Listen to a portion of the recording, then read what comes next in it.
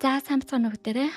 Өнөөдөр болохоор би нэг юм бодож явдаг сэдвийн талаар ярих гэсэн. Тэгээд одоо ерөнхийдөө тэр нь болохоор дэлхийн ядуурл тэгээд уул нь бол дэлхийн ядуурлаас гарц байгаа юу? Эсвэл ядуурл ер нь байх ёстой зүйл үү? Эсвэл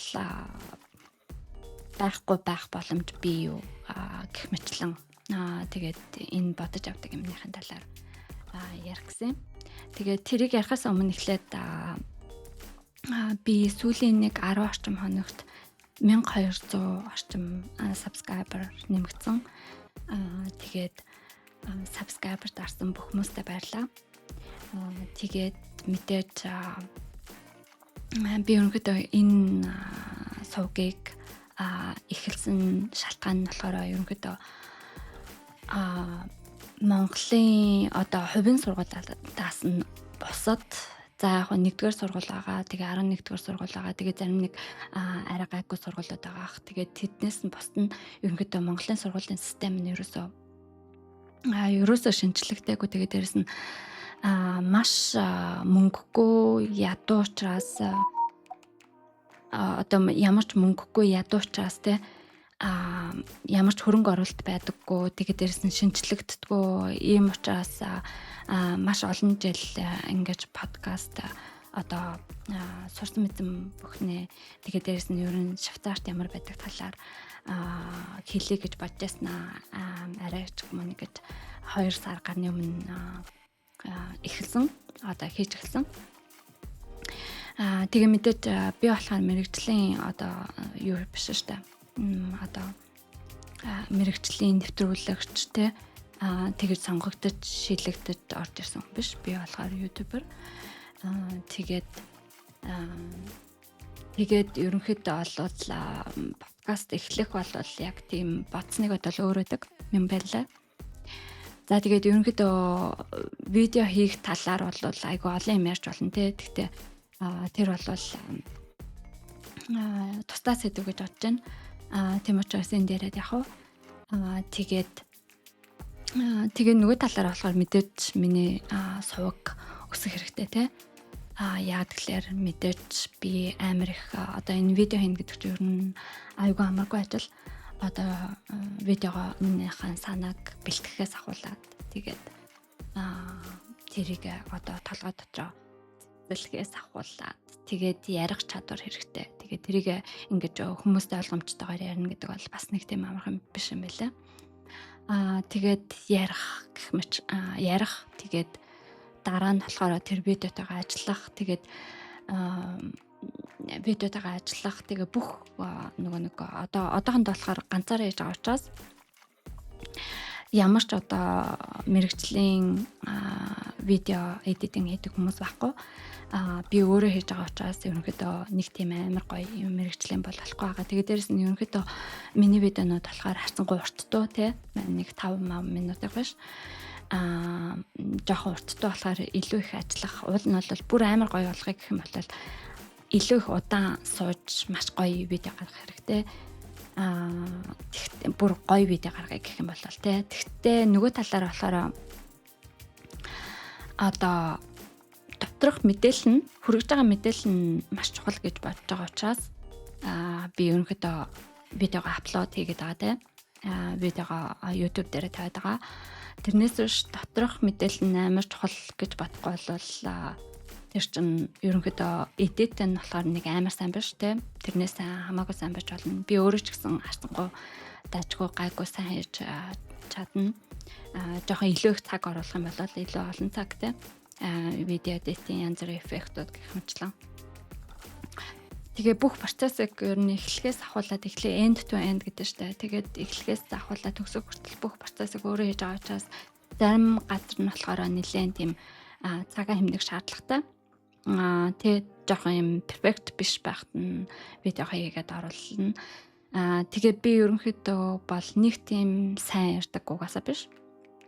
Тэгээд дээрэс нь би 2006 онд Швейцарт хурж ирсэн. Тийм учраас 2006 онд орж ирсэн гэдэг чинь би ерөнхийдөө бол гэрийнхэнтэйгээ монголоор ярьдаг. Тэрнээс биш тэгээд нэг цөөхөн найзуудтайгаа монголоор ярьдаг. Тэгээд тэр найзуудтайгаа болохоор бас өдөр болгон уулздаг биш. Ерөнхийдөө бол би германаар ярьдаг. Сургууль дээр айгүй их англиар ярьдаг байсан. Бас англиар ярьдаг хүмүүс айгүй их байдаг. Тэгээ ажил дээр бас айгүй их англиар ярьдаг. Тэгэнгүүт би чинь хэдээлэр ингэж ярьж байгаа. Тэгээ дээрэс нь одоо Python-ы хичээл хийлээ гэж бодоход Python-ы хичээлийн нэгдүгээрт анх удаага би Python-ы хичээл хийж байгаа. Код бичдэг те. Одоо хичээл хийж байгаа. Тэгээ нөгөө талаар болохоор тэр мэрэгжлийн үгнүүд чинь болохоор бас нөгөө нэг монгол хэлээр мэддэг байх хэрэгтэй. Тийм учраас яг ингээд юм тайлбарлаж авах үед болохоор толгойд айгүй олон юм зэрэг явж байгаа байхгүй. Тийм болохоор гэж хэлэх айгүй болтоод байгаа. Яг тэгэхээр би бодож бодоод айгүй их зэрэг айгүй олон юм толгойд ингээ ороод тэгээд нөгөө өгнүүдээ ялдаг болохоор тэрэн дээр нь болохоор айгүй их гэж байж байгаа. Гэхдээ би тэрийг бол нэг амар том асуудал гэж бодохгүй байна. Хамгийн гол нь доторх мэдээлэл нь. Гэхдээ мэдээж өрсөлдөөн байх юм бол илүү их өрсөлдөөн байх юм бол илүү сайн ярьдаг хүнийг нь сонгоод яг нь. Одоохондоо бол яг системтэйгээр нарийн амархан ямиг тайлбарладаг код заадаг YouTube дээр онлайн хүмүүс бараг байхгүй байх гэж бодож байна. Одоо яг системтэйгээр зааж байгаа хүн байхгүй байх гэж бодож байна. Монгол хэл дээр тэгэнгүүт би яана гэхлээр би чинь бас өөрөө хувийн амьдралтай, ажилтай тэгээд ийм хүн байж хахад тэгээ маш олон ийм ажлууд байгаа ганцхан YouTube-аас гадна. Тэгээ YouTube бол маш их цаг авдаг. Маш та нар өөрсдөө хийж үзэх юм бол мэднэ. Маш их цаг авдаг. Тэгээ дээрэс нь ялангуяа YouTube дөнгөж хийж эхлэхэд бол камертайгаа ярьж сурна.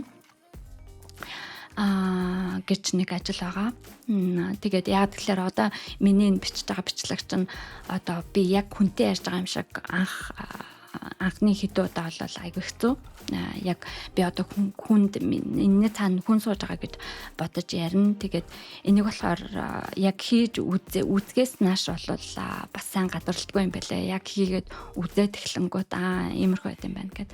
Тэгээ мэдээж явандаа хүмүүс тасдаг гэж байгаа. Тэгээд ерөнхийдөө цаадалт нь болохоор хүмүүс байж байгаа. Тэгээд камертайгаа ярьж сурдаг. Эхний нэг хүнээс хамаарад нэг 10 20 30 40 удаа нь болохоор камертайгаа хараад ярихад хэцүү байдаг. Тэгээ аяанда тасаж ярьдаг, яаж ярих гэх мэтлэн зүйлүүдийг болвол тэгээ мэдээж нөгөө өөрийн хүний онцлог гэж байгаа би бол нэг тийм амар сайн ярьдаг биш. Гэхдээ амар сайн ярьдаггүй гэд бас видео оруулахгүй байхаар бас ашиггүй болчиход байгаа. Тэгээ хин хэндээ ашиггүй болчиход байгаа. Үзэж байгаа хүндээ ч гэсэн одоо нөгөө талаас нь сурж байгаа хүндээ ч гэсэн ашиггүй болчиход байгаа. Тэгэхээр таага бичлэгээ оруулсан дээр. Гэхдээ мэдээж фидбек өгсөн дээр фидбек өгөөд тэгээ фидбекаас суралцах хэрэгтэй. Тэгээ мэдээж аль болох одоо ингээд за би нөгөө нэг сэхэрлэн гişүү би хоцордог юм гэдэг шиг тэгэж хэлж болохгүй. Мэдээж аяанда гинтгэн биш. Гэхдээ аяанда бол суралцахыг бодох хэрэгтэй. За тийм байна. Тэгээ мэдээж юу яадаг гэсэн би мэдээж одоо нөгөө YouTube хийж байгаа учраас маш их англи хэл дээр янз бүрийн тентгийн том одоо YouTube-руудын зөвлөгөөнүүдийг сонсдог маш их зөвлөгөө сонсох хэрэгтэй болдог. Хэрвээ яг YouTube-ыг ингээд сайн явуулъя гэж бодох юм бол янз бүрийн зөвлөгөөнүүд сонсох хэрэгтэй. Их сонсох байхад сонсох тусмаа сайн. Тэгээ тэрэн дээр болохоор юу гэж хэлж байгаа юм гэхэлэр perfect тэгээд сартаа нэг удаа ч юм уу 2 сартаа нэг удаа perfect амар гоё ажилласан видео гаргаж яснаас нөх амар тийм perfect биш амар сайн ажиллагаатай биш. Тэгтээ доторх мэдээлэл нь чухал. Хүнд хэрэгтэй мэдээлэлтэй одоо value өгнө гэдэг байгаа шүү дээ. Value гэж англиар яриад байгаа. Германаар болохоор wertтэй эрцөөгнө гэдэг байгаа тийм одоо үнцэн нөгөө одоо үзэж байгаа хүндээ үнцэн өгнө гэж байгаа шүү дээ тийм үнцэн өгөх видео байх юм бол амар перфект ажиллагаатай биш видеого гаргаж тавих нь илүү ашигтай. Аль алинд ашигтай болчихж байгаа надад ч та нарт ийм ашигтай болчихж байгаа. Тийм учраас би одоо өөрөө заримдаа жоохон яаж ярьчваа гэж бодсон ч гэсэн хэрвээ жоохон цаггүй байгаа бол тэгээд тэр 7 хоногт жоохон тийм тэр 7 хоногт одоо ерөнхийдөө тэр бичлэгээ гэж хийх гэж би хичнээн гацсан байсан ч гэсэн бичлэгээ гэж хийх гэж нэлээд болж байгаа байхгүй. Тэгээ амар их миний тарих амар ядардаг тий. Тэр зөвхөн бичтэй хооронд тэгж ядардаг. Тэгээ дараа нь нийтэлнэ гэдэг чинь айгүй хятадна. Тэгэнгүүт цөөх удаад би ерөнхийдөө шууд апплод хийсэн байгаа. Видеого апплод хийчихсэн. Тэгээд ерөнхийдөө том YouTube хийгчдийн зөвлөгөө нь болохоор ямар ч байсан перфект биш байсан ч гэсэн за бүр нэг амар бол оруулсан хэрэггүй л ах. Тэрнээс биш ерөнхийдөө за өөрөөр хичээгээд тэгээд эхний хичээгээд тэгээд байвал тэгээ оруулсан илүү дээр гэж байгаа. Тэгээд заримдаа тэр хүмүүсийн болохоор нэг бүр амар перфект ажилласан видео нь биш жоохон нэлээд таруухан эдитэн хийцэндээ гэсэн видео нь болохоор гинтхэн ингээд тесэрдэг гэж байгаа. Гинтхэн ингээд амар их явдаг те viral ингээд тардаг. Хүмүүс үздэг. Яг тэгэхээр доторх мэдээлэл нь чухал байгаа учраас тэгдэг гэж айгүй олон хүмүүсээ сонссон. Тэгээд тэрнээс гадна одоо ерөнхийдөө бол нэг эхний хийж байгаа видеоны одоо нэг хэдэн ч те нэг 50-аас 100-ийн хооронд бол сайжрах явц. Бүр видеогоо бол амар сайн хийж бүр амар их цаг оруулаагүй бол ерөнхийдөө нэг цагаас 2-3 цаг эдитинг хийлээ гэж бодоход тэр видеонууд нь бол амар сайн болж эдит нь бол нэг амар сайн болж чадахгүй. Тэгээ яриа амар олон юм нэг перфект биш байна. Тэгээ оруулаарай гэж байгаа. Тэгээ ерөнхийдөө YouTube-тэй албатай амар их зөвлөгөөнүүд байна л да. Монгол хэлээр болохоор нэг байдаггүй. Тэгээ хэрвээ би дараа нь болохоор оруулж магадгүй тэрнтэй албатай одоо шууд орчуулгууд тэрнээс биш би өөрөө болохоор энэ дөнгөж эхэлж байгаа YouTuber байгаа шүү дээ тий. Тэгэхээр зүгээр нэг одоо том YouTube-руудын зөвлөгөөнүүдийг монголоор орчуулж гаргаж болох юм тий. Тийм нэг санаа байж болох юм. За тэгээд тийм байгаа. Тэгээд би одоо видеонууд оруулсан байгаа шүү дээ. Ингийн гэж бодож байгаа. Нэг видео нь болохоор машин learning алгоритм гэж байгаа. Тэгээд зарим нэг видео нь болохоор DaVinci Resolve editing гэж байгаа. Тэгээ Python-ы анхан шатны хичээлүүд байгаа тийм. Тэгээ бас дээр нь NTN-ийн бас анхан шатны хичээл байгаа. Тэгээд бүр хамгийн анхан шатанд хүнд зориулсан гэсэн тиймэрхүү видеонуудыг би нэг газар нэг юм одоо ерөнхийдөө одоохондоо бол энэ зүүн талд нь энэ болон дээр нь thumbnail шүү дээ. Миний хамгийн видеоных нь тэмдэглэгээ нөгөө анхны юу байдаг шүү дээ тийм. Зураг байдаг шүү дээ. Видеогоор ингээд дарж хардаг. Тэр зураг байдаг. Тэр нүүрний зураг гэх юм уу? Нүүрний зураг байдаг. Тэрэн дээр нь болохоор англиар thumbnail гэж хэлдэг. Тэрэн дээр нь болохоор би ногооноор тэмдэглэе гэж бодож байгаа. Тэр нь болохоор хамгийн анхан шатных нь хүмүүст зориулсан видеонууд гэсэн үг. Тэгээд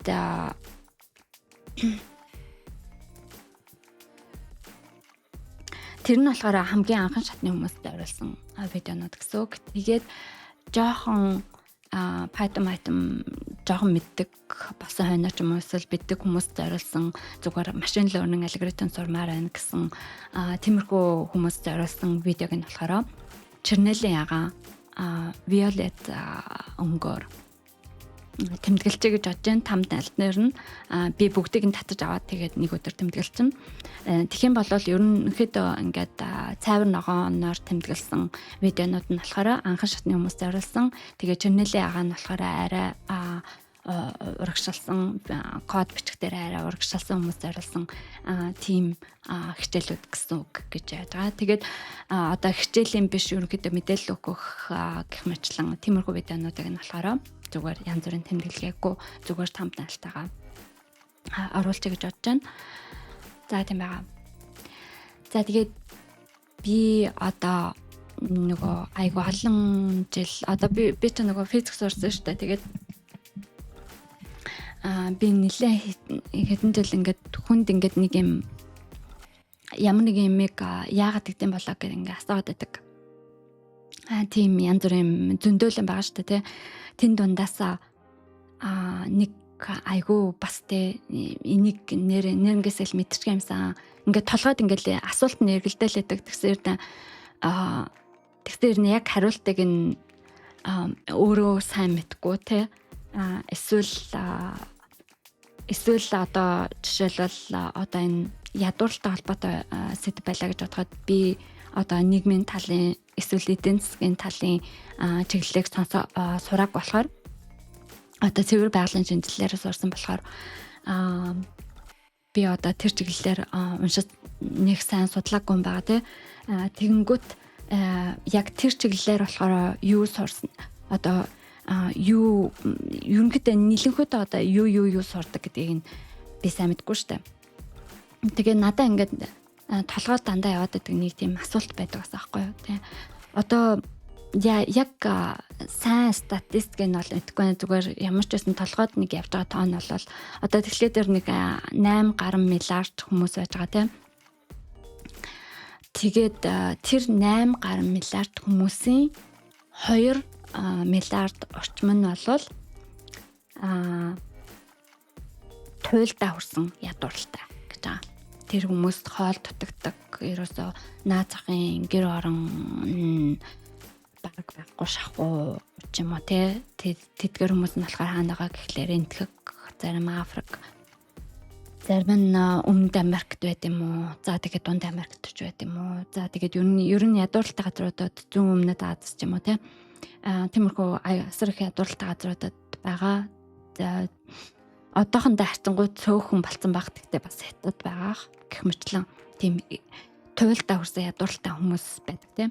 Тэгээд тэрний дараагийн шатны хүмүүс гэж байгаа арай дээр тэгтэл ядуу тийм зөндөө хүмүүс тэдгээр нь болохоор ингээд айгүй асар их хэмжээгээр хотод амьдардаг ч юм уу те эсвэл их хатын харцангуй ядуудуу хорооллоор нь амьдардаг ч юм уу те тиймэрхүү газруудаар амьдардаг хүмүүс байгаа.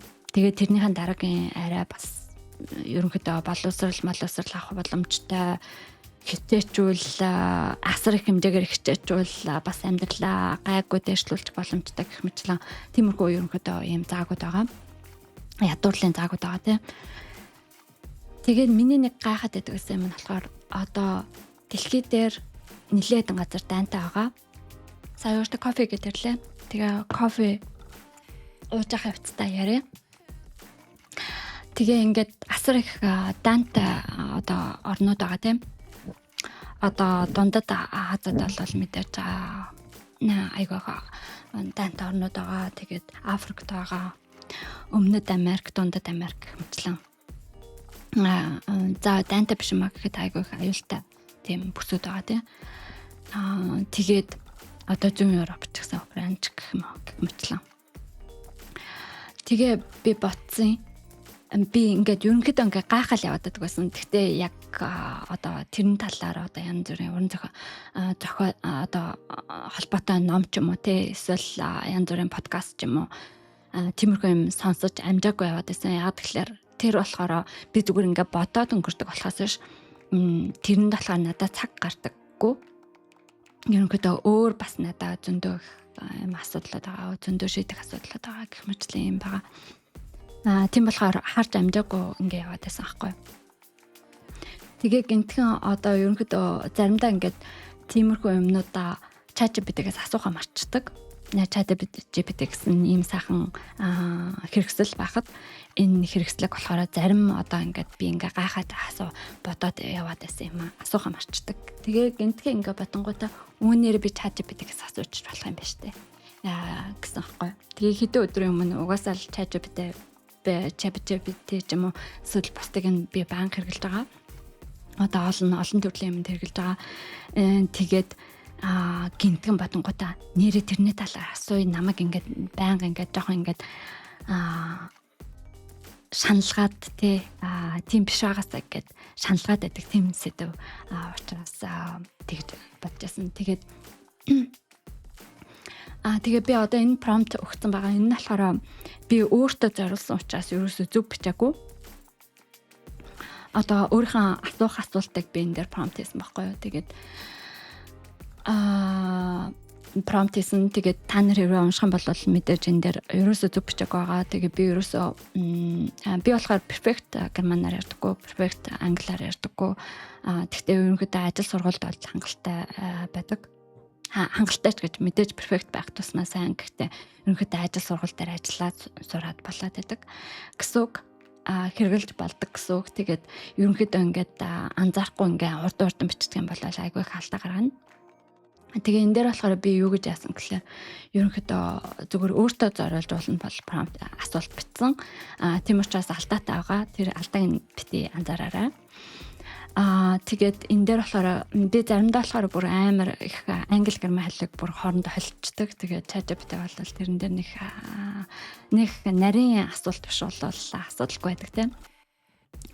Тэгээ би энэ дээр нь ерөнхийдөө юу гэж асуусан гэхээр дараа нь би нөгөө Kirillээр ингээд биччихэ. Юу гэж асуусан гэхээр одоо миллиард нөгөө нэг ядуу хүмүүс байгаа дэлхий дээр тийм. Тэгээд хэрвээ тэр хүмүүс арай илүү сурах боломжтой байсан бол одоо тэдгээрийн сургалтын систем нь арай сайн байгаад тэгээд сургалтын систем нь сайн байгаад арай илүү сурах боломж байсан бол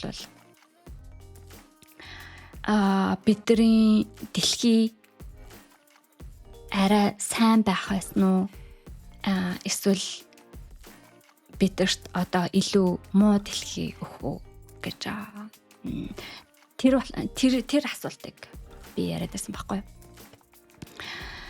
Тэгээд одоо бид нар тийм юутай агаад одоо тэр ядуу хүмүүсийн амьдрал нь ерөнхийдөө арай боловсролтон сайжраа тэгээд амьдрал нь дээшлэх юм бол дэлхийд мууюул сайнуул гэж хэлээд байгаа байхгүй бусдаа нөлөөлөхгүй гэж тэр нь одоо бусдын амьдралд нөлөөлөхгүй одоо гэж ингэж асууж байгаа. Тэгээд мэдээж тэдгээр хүмүүс ч одоо жишээлбэл энтгэхт байна штэ 150 сая гаруй эмэгтэй хүмүүс бичих үсэхгүй уншиж чаддгүй. Тийм ятууралтай байдаг. Тэгэнгүүт наазахан тэр хүмүүс уншдаг бичдэг болоод нэг жижиг сажиг компьютер дээр юм хэрэглэж чаддаг болчихъя гэж бодъё. Тэгэнгүүт тэрийгэ дагаад дэлхий дээрх ерөнхий өрсөлдөөн ихсгүү тэгээд өрсөлдөөнөө ихсгээ дагаад одоо дундаж чатанд амьдарч байгаа одоо бид нар ихэнх хүмүүс бол ер нь арай жоохон талаас магадгүй эсвэл тал шахуу ч юм уу хүмүүс нь ерөнхийдөө дундаж нэг ямар ч үсэн хэдэн миллиард хүмүүс бол дундаж амьдралтай байгаа тийм. Ер нь ихэнх хүмүүс нь жоохон дундаж амьдралтай байгаа. Ямар ч үсэн миний бодлоор байна шүү дээ. Мэдээж бүгдээрээ статистик харж болно. Гэхдээ миний бодлоор бол ямар ч үсэн дундаж амьдралаа юу гэж тодорхойлохоос хамаарат 4-6 миллиард нь бол нэг дундаж амьдралтай гэж бодъё. Харьцангуй асар их баян хүмүүс нэ хамаагүй цөөхөн тэр тоон бол хамаагүй цөөхөн учраас тэгээд мэдээж дундаж чад ч юм болохоор мэдээж бас доод дундаж чад, дундаж чад, дээд дундаж чад гэх мэтлэн юм янз бүрийн дундаж чад боломжтой дундаж чатууд байгаа тийм. Дундаж төвшний амьдралууд байгаа. Тэгээ орноосоо мэдээж хамаарна гэх мэтлэн. Тэгээд тэр дундаж чатанд байгаа хүмүүсийн амьдрал хэцүү болох уу? Яг тэгэхээр өрсөлдөөн нэмэгдэх учраас доороос нь доотлих нь одоо 2 миллиард жахуу асар үгээгүй ядуу хүмүүс нь боловсролтон сайжраад дээшээгээ гарч ирээд тэгээд дундаж чатанд байгаа хүмүүсийн амьдралыг ядууруулах уу гэж ингэж асуусан. Тэгээд дээрэс нь дэлхийн одоо дайнууд байгаа тийм ялангуяа энэ дундад Азид бол асар их хэмжээний дайн байна, Африкт байна.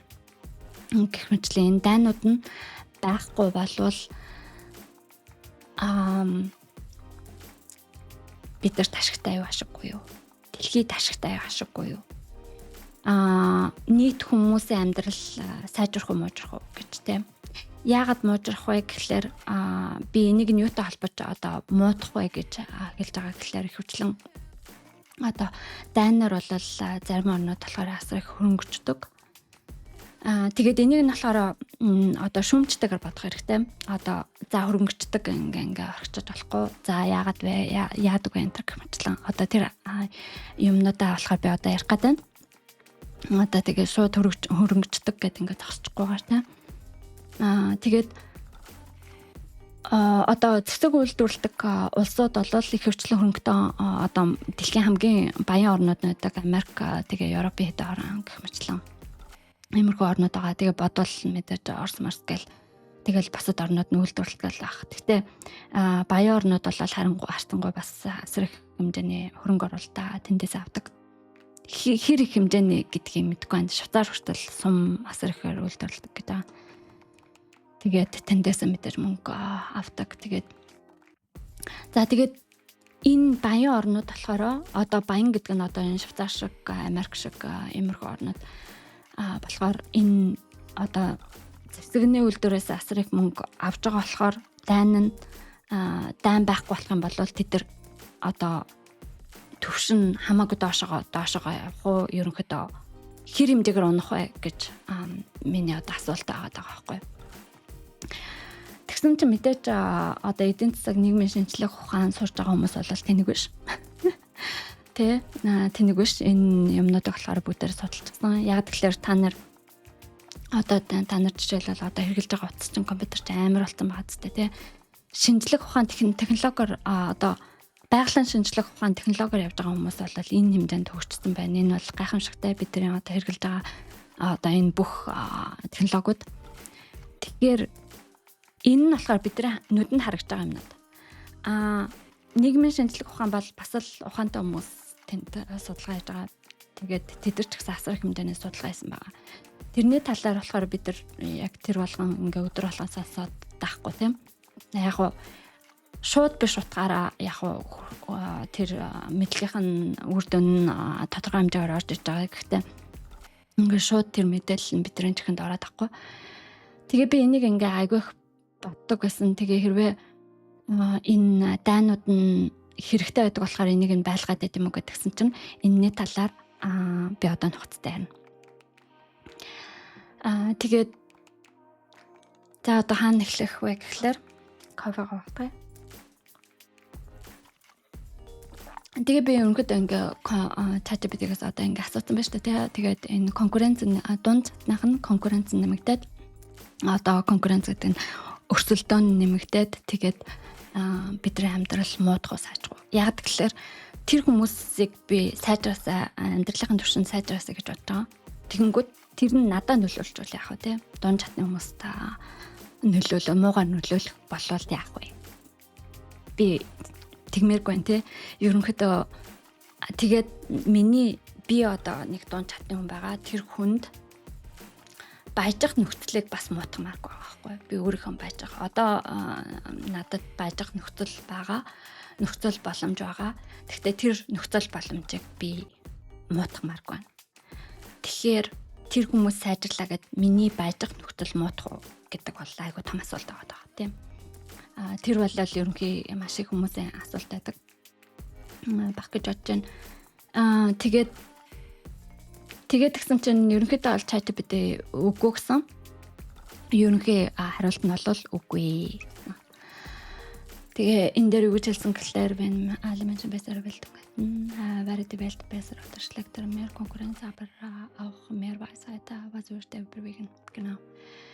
Энэ дээр нь болохоор тэгээ миний асуултыг арай жоохон цэгцлээд ингээ биччихсэн байна, тийм. Одоо ерөнхийдөө дэлхий сайн байх муу байх гэвчлээ.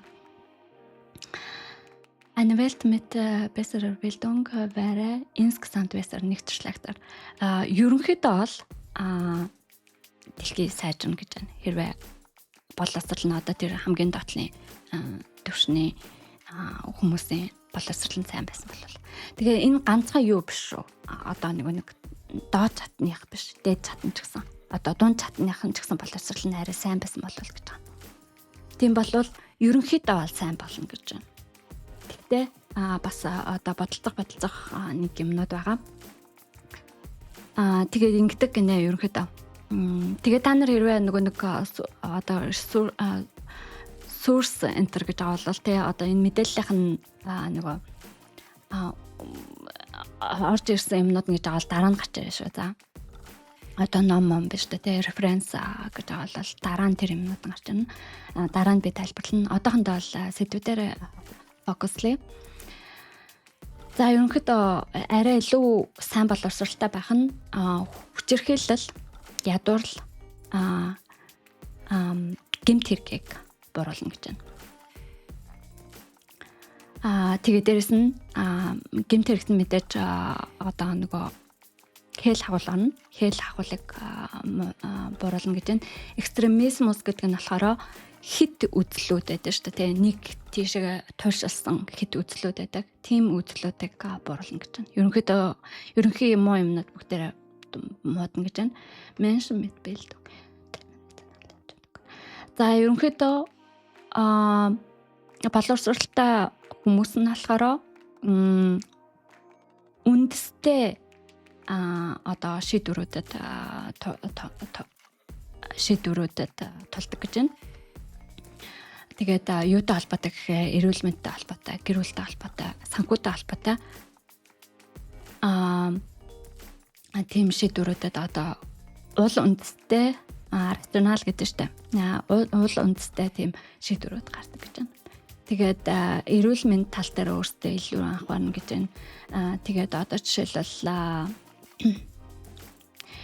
ерөнхийдөө юм угаасаа судалгаа байдаг ядуу орнууд маш их хүүхдүүдтэй байдаг. Тэгээд асар ядуу орн байх тусмаа илүү их хүүхдүүдтэй байдаг. Тэгээд арай жоохон баян орн байх тусмаа хүүхдүүдийн тоо цуурдаг. Тэгээ ерөнхийдөө хит олон хүүхэд тэгээ хит ядуу байна гэдэг чинь тэр олон хүүхдүүд бүгдээрээ боловсралгүй болчихно гэсэн үг.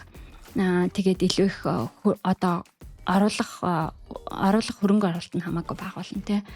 Тэгэнгүүт тэр нь болохоор боловсралгүй хүмүүсийн тоог нь улам ихсэгдэг. Тэр нь болохоор асар ядуу орнуудад айгүй тийм нийтлэг үзэгдэлдэг. Тэгэнгүүт цөөхөн хүүхдтэй байх тусмаа тэр хүүхдүүдтэй айлуу хүмүүжилт нь анхаарах боломжтой байдаг гэж байгаа.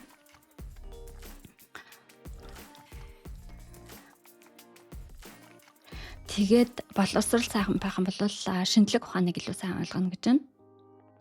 Тэгээд Weniger Verschwörung гэдэг нь болохоор нөгөө одоо юу гэдэг юм бэ?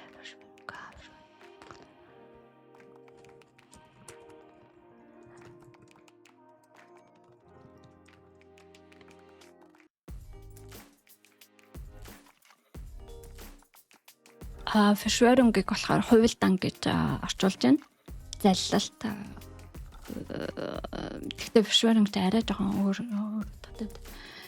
За ерөнхийдөө тиймэрхүү хувилдааны онол гэж байдаг шүү дээ. Одоо цааталтаа идэрдэг байгаа юм гэж байгаа. Гэсэн нэг тиймэрхүү юунууд нь болохоор эрс багсна гэж байна. Мэдээж бүр таг болохгүй дунд чатны хүмүүс ч гэсэн асар их тийм Verschwörung теори итгэдэг. Тэгээд боловсралтай байх тусмаа хүнээс хамаарал нь багасдаг гэж байна. Илүү их бие даасан болдог гэж байна. Тэгээд нөгөө талаараа болохоор одоо энэ цэдэн те Bildung одоо боловсрал гэдэг бол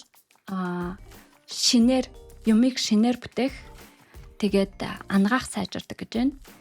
Тэгээд технологиуд сайжирдаг гэж байна. Тэгээд одоо харцангуй зөв энерги үйлдвэрлэдэг гэж байна тийм. Одоо юу муутай, одоо байгальд хөнөөл муутай, хөнөөл багтай энерги, сабар энерги гэж байна. Тийм арай нэг юу н энерги боловсролт нь арай сайжрах энерги үйлдвэрлэлт нь сайжрах юм шиг байна л да. Besser Pflege für alte Menschen тэгээд мэдээж хөгшин хүмүүстэй болохоор хөгшин хүмүүст болохоор илүү сайн одоо бас нөгөө одоо тэтгэврийн насны хүмүүсээ сайн тордох тийм гэж. Тэгээ Besser Bildungschaft nicht Chaos. Тэгээ ерөнхийдөө эмх замг илүү их боловсралтай байна гэдэг чинь эмх замбраа гүйдлийг басгадаг гэж байна.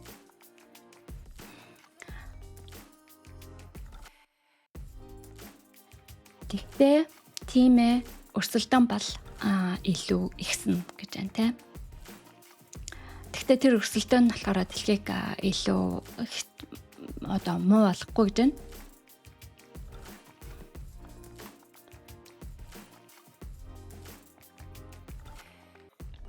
Тэгтээ өрсөлдөөнөө дагаад ерөнхийдөө Лебенс амьдралын стандарт бол сайжруулах гэж хэлж байна л да.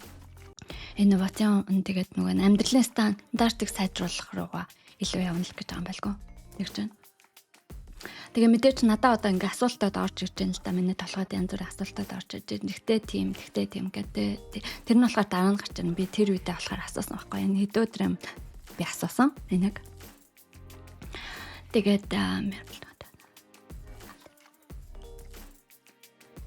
тийм тэгсэн. Бас дээр нь нэг чухал цэг нь болохоор чухал одоо цэг нь болохоор арай илүү сайн боловсрол гэдэг чинь одоо бүхэн адилхан юм хүснэ гэсэн үг биш гэж байгаа байхгүй юу. Тэгээд мэдээж хүн болгон болвол өөрийнхөө сонирхсан чиглэл рүү явна гэж байгаа. Одоо жишээлбэл илүү нэг уран бүтээлийн чиглэл рүү тийм техникийн чиглэл рүү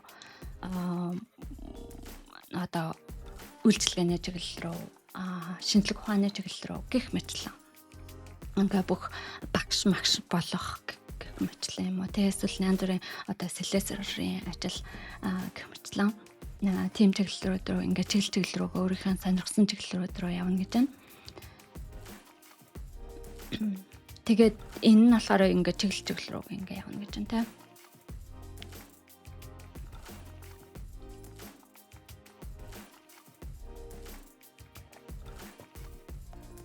Энэ дээр болохоор би нөгөө арма персон гэж утсан байсан чинь нөгөө юун дээр миний нөгөө текст засвараас болоод текст коррекшноос болоод энэ алтэ гэж бичсэн. Арма гэснэг алтэ гэж бичсэн. Эсвэл би буруу бичсэн гэж байгаа.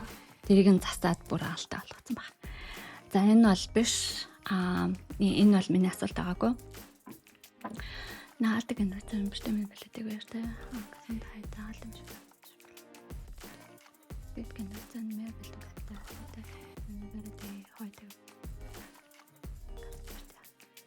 Гэхдээ ерөнхийдөө болвол илүү их боловсрол болвол арай дээр одоо дэлхий болвол илүү сайжирна л гэж байна. Тэр нь бол бүр гарцаагүй тийм ээ гэж хариулж байна заяа. Одоохондоо. Мэдээч та нар одоо ингээ янз бүрийн асуултууд ингээ гараад ирж байгаа бах тийм юм тийм болол.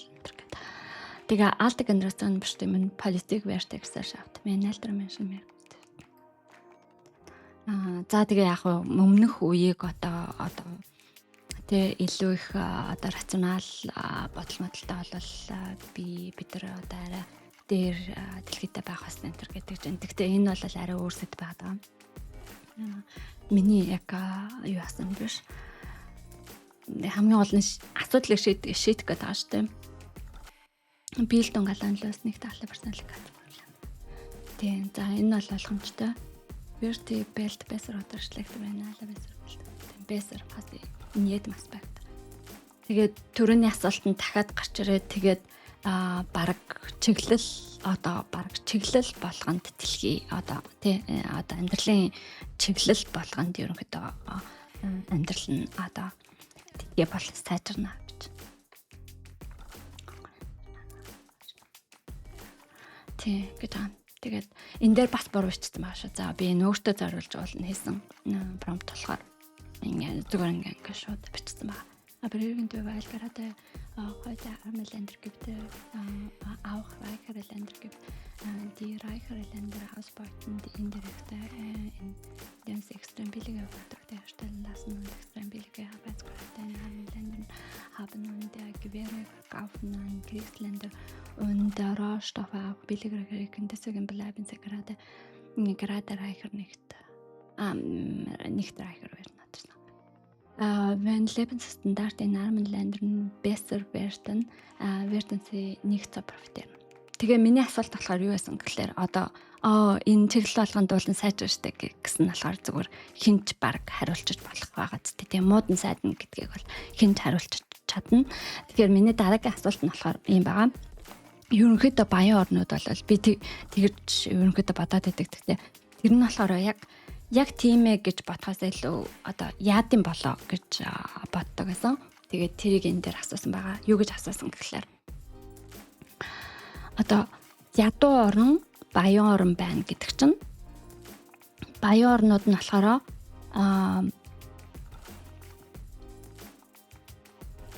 одоо шууд бусаар асар их нэг тэдрээс илүү их одоо ашигтайгаар одоо аусбайтн гэдэг штэ. Аусбайтн одоо ашиглах, мүлжих гэж байгаа юм байна л да. Тийм мүлждэг те. Тэр нь болохоор асар их ажиллаа болохоор ядуу орнуудад хямд үнээр хийдэг. Тэгээд тэр хямд үнээр хийсэн одоо ажлын хүч нь хямд продуктор энд төрж ирээ. Тэгээд тэрийг ингээд дэлхийд даяар ингээд зардаг. Тэгээд тэндээс болохоор энэ баян орны компаниуд бол асар их мөнгө унгааж байгаа. Тэгээд нөгөөх нь болохоор бэлэгэр продукт ярьталнаас нэстэн байлаа. Тийм продуктуудаа болохоор одоо бүтээгдэхүүнүүдэд асар их хямдхан үйлдвэрлүүлдэг. Тэгээд маш их хямдхан бас ажлын хүчнүүдийг байдаг те. Ядуу орноос орж хийдэг. Тэгээд баян орнууд нь болохоор бас асар их хэмжээний зэвсэг үйлдвэрлэдэг. Тэгээд ядуу орнууд руу зардаг. Тэгээд дайнтай орнууд руу зарж тэгж одоо тэр компаниуд мөнгө олдог. Тэгээд дээрэс нь нөгөө нэг зэг нь болохоор ядуу орнуудаас асар их түүхэд хямд үнэтэйгээр аваад тэгээд энд үйлдвэрлэдэг тийм. Тэгээд одоо ялангуяа нөгөө докторгүй улс төрийг нь ашиглаж байгаа түүхий худалдаж аваад маш хямд үнэтэйгээр худалдаж аваад тэгээд өөртөө одоо бүтээгдэхүүн нээдэг мэтлэн тиймэрхүү асар их ашигтай одоо баян орнуудад хамгийн баян орнууд дэлхийн хамгийн баян орнууд гэж байгаа шүү дээ. Тэдэрт ийм ашигтай юм боломжууд тэрийг өөртөө ашигладаг. Тэгээд энэ нь миний асуулт нь болохоор юу байсан гэхээр энэ нь нийт эдийн засгийн хэдэн хувийг нь эзэлдэг гэдэг юм би мэдгүй байсан. Тэгээд ерөнхийдөө хэрвээ яг энэ чиглэлүүд байна шүү дээ тий. Энэ чиглэлүүд нь байхгүй болоод нөгөөдөлхийн амьдралын стандарт нь дээшлээд тэгээд тэр продукт одоо бүтээгдэхүүнүүд нь хамаагүй өсөх юм бол баян орнууд хэр их хэмжээгээр ядуурах вэ? Тий. Тэр нь болохоор эдийн засгийн хэдэн хувийг нь эзэлдэг гэдгийг нь одоо би мэдгүй байсан. Хэрвээ их хэмжээг нь маш асар их хэмжээг эзэлдэг бол энэ чинь ер нь баян орнууд нь байх боломжгүй болчиход байгаа шүү дээ.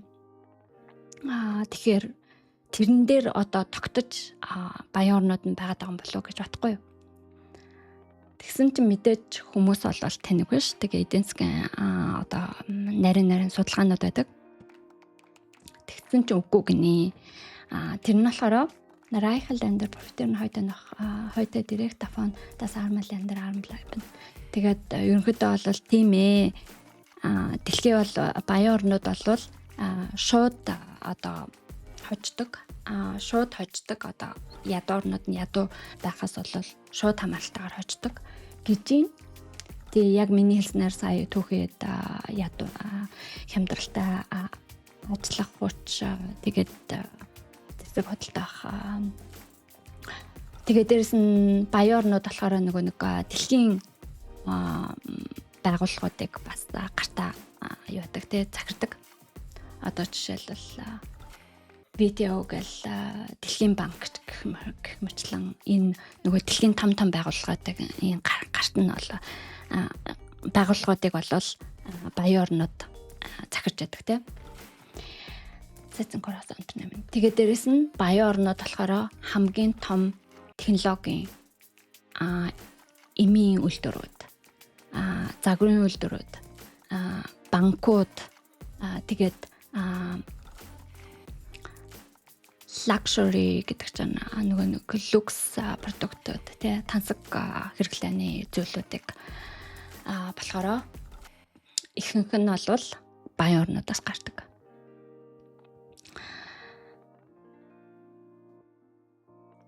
Тэгээд энэ нь болохоор мэдээж яг одоо мэдээж баян орнууд байгаатай холбоотой. ийм болчиход байгаа тий. Тэгээ эдгээр нь ерөнхийдөө тэр нь бол үнэн гэж байна гэж хэлж байна. When Arma Lander plötzlich högre Löhne hätten, reiche Länder hätten kurzfristige Nachteile. Тэгээ хэрвээ ядуу орнууд гинтхэн илүү их цалинтай болчихно шүү дээ. Тийм болвол богино хугацаанд баян орнууд одоо баян орнуудад болохоор ашиггүй гэж байна. Одоо доошогоо эдийн засгийн доошогоо явна гэсэн үг. Тэгтээ богино хугацаанд гинэ. Тэгтээ урт хугацаанд ядуу орнуудын амьдралын түвшин сайжрах, илүү цалинтай, илүү мөнгөтэй болох тэр нь болохоор урт хугацаанд болохоор баян орнуудаас ашигтай гэж байна. Тэр нь болохоор илүү бага дайнтай болно гэж байна. Тэгээ илүү их бага одоо энд ч одоо нөгөө цагаачлал айгүй ихтэй шүү дээ. Гаднаас энд амьдрах сонирхолтой асар их хүн байдаг. Тэгээд жил болгон асар их хэмжээгээр орж ирдэг. Тэгээд тэр хүмүүсийг авах, хооллох, унтлах, хэл сургах, боловсралтай болгох гэдэг асар их хэмжээний хөрөнгө ордог. Тэгээд тэр хөрөнгө нь хамаагүй доошоо багасна гинэ. Тэгээд замбраагуудл багасна гэж хэлж байгаа.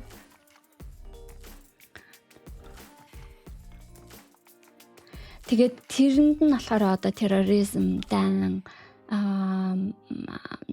хүмүүсийн цогтож ирж байгаа одоо ядуурлаас цогтож, ядуурл дайнаас цогтож ирж байгаа хүмүүсийг авах гэх мэтлэн тэгээд өвчин зовлон тэгээд ядуу оронд эдийн засаг нурж байгаа юм бол тэр нь баян оронд бас нөлөөлж байдаг, муугар нөлөөлж байдаг. Тийм учраас тэр нь бас доктортой болно. Тэр нь болохоор эдгээр юмнууд нь болохоор ерөөсөө баян орнуудад ч гэсэн нөлөөлж байдаг гинэ. Муугар нөлөөлж байдаг.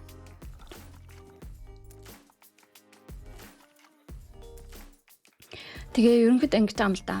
Одоо zero sum game гэж байдаг байхгүй юу? Zero sum game гэж байдаг. Тэр нь болохоор зарим одоо зүйлүүд дээр болохоор zero sum game гэж үйлчилж чаддаг. Zero sum game гэдэг нь болохоор юу гэсэн үг гэхээр нийлбэр нь болохоор тэг байдаг одоо тоглоом гэсэн үг. Тэгэхээр нэг хүн нь хожиж байхад нөгөө нь хожигдож байдаг гэсэн ийм үг баггүй юу? Тэр нь болохоор юунаас хамаарат одоо нэг хүн хожиж байхад нөгөө нь хожигдож байна. Нэг хүн баяжж байхад нэг хүн ядуурж байна гэсэн ийм утга санааг хэлж байгаа гэсэн үг. Олон юм дээр хэрэгжилж болно. Тэгээ заримдаа нөгөө нэг сток одоо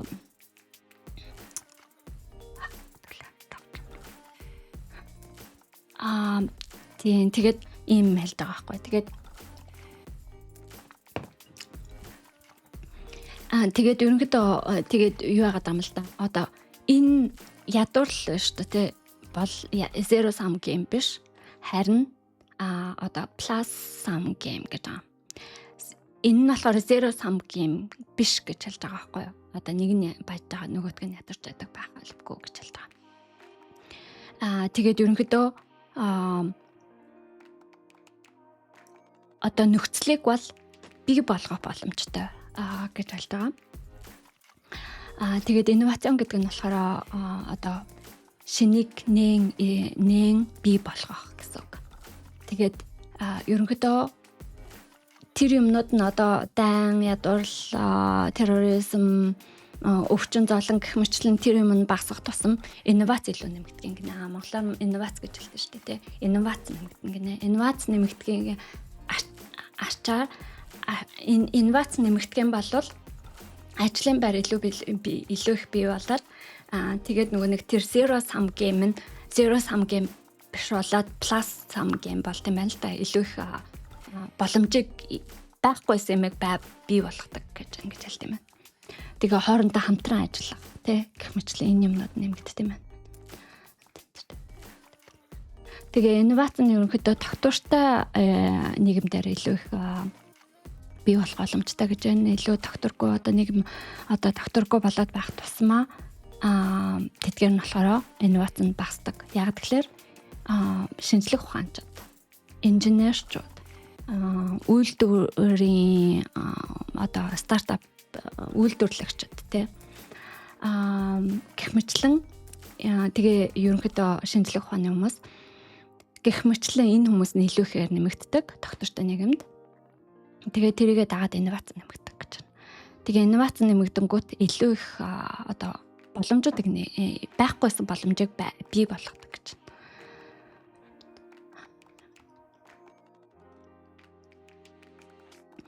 Тэгээ ерөнхийдөө яагаад хэрвээ тим хэрнээ хэрвээ уул нь бол боломжтой хэрнээ хамгийн баян дэлхий дээр байгаа орнууд нь тэрний эсрэг одоо дөрвтойхон шиг юм хийхгүй байна гэхлээр мэдээж улс төр нь болохоор богино хугацаанд нэг ашиггүй тусна гэж хэлсэн шүү дээ тий. Тэгээ богино хугацаанд ашиггүй тусах учраас одоо үйлдвэрээ эзэд гэдэг нэг улсын хамгийн баян хүмүүсээс улс төр нь заавал дандаа хамааралтай байдаг. Тодорхой хэмжээгээр тий их бага хэмжээгээр заавал хамааралтай байдаг.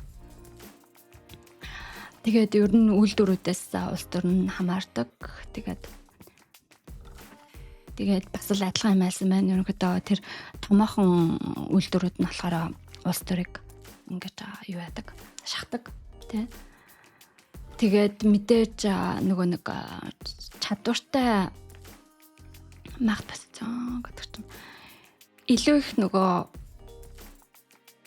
одоо хүчтэй нөлөөтэй хүмүүс шүү дээ. Тэр хүмүүс нь болохоор өөрийнхөө одоо позиционыг одоо өөрийнхөө байрыг тавьж өгөх мэдээж сонирхолгүй шүү дээ. Тэгэхээр тийм учраас өөрийнхөө хүчинтэй тааруулаад бүх юм хийх шүү дээ. Тэрний эсрэг.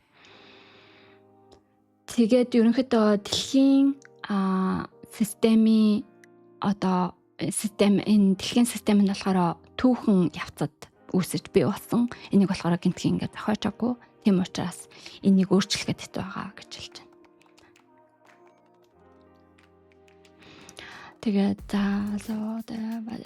was wäre die echte Antwort auf deine Frage? Ja, wenn arme Länder mehr Bildung Einkommen hätten, würden reiche Länder kürzer werden. Тэгээ ерөнхийдөө богино хугацаанд баян орнууд нь бага одоо ашиг болно гэж байна. Тэгэхээр ерөнхийдөө эдийн засагт нөлөөлнө гэсэн үг доошоо. Тэгтээ бүх дэлхий болохоор урт хугацаанд хамаагүй сайн болно, доктортой болно, тэгээд аюул багтаа болно, тэгээд инновац илүүтэй болно гэж байна. Тэгвэл чинь миний асуулт нь болохоор юу яасан гэхээр хамгийн гол нь одоо миний асуулт нь шүү дээ. Би одоо баян хүн байлаа гэж бодоход би бас энэ нөлөөгөө улан 50 явуулчмааргүй байгаа юм тий. Тэгээд би одоо дундаж амьдралтай хүн байлаа гэж бодоход би энэ дундаж амьдралаа доошоо орж тэр доошоогоо илүү амьдралаа илүү хэцүү болгож тэр ядуу хүмүүс тусламааргүй шүү дээ. Тусламаар байна. Гэхдээ амьдралдаа бас тэгэж муугар нөлөөлмөхгүй байна тий. Тийм бол яах вэ гэж байгаа. Der reiche Länder müssen dann reagieren. Kostet sehr viel Geld. So gesehen, тэгээд bist du sicher, hat man Kosten gerechnet, wie viel? Тэгээд яг нэг бусад асар их ядуу орнууд байна гэдэг чинь энэ нь болохоор баян орнуудад илүү их их хэмжээний хөрөнгө гаргана гэдгсэн байхгүй юу? Тэгэхээр би надад тэгж бодсон. Тэд ядуу орнууд ядуу байхад олж байгаа ашигнаас ядуу орнууд ядуу байхад гаргаж байгаа зардал хоёрын аль нь төрүүлж байгаа вэ гэж тэрний тооцоог нь хийсэн юм уу гэдэг ийм асуулт байж байгаа тийм.